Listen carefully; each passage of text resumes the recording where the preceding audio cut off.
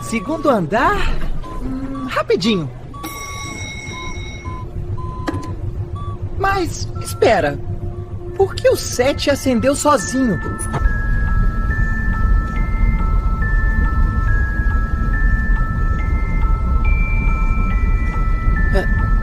Esse andar nem existe. Será que o elevador tá com defeito?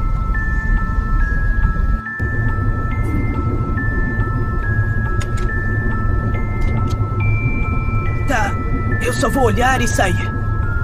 Não deve ser nada demais, certo?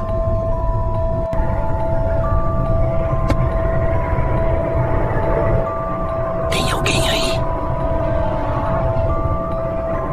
Eu juro que ouvi risadas.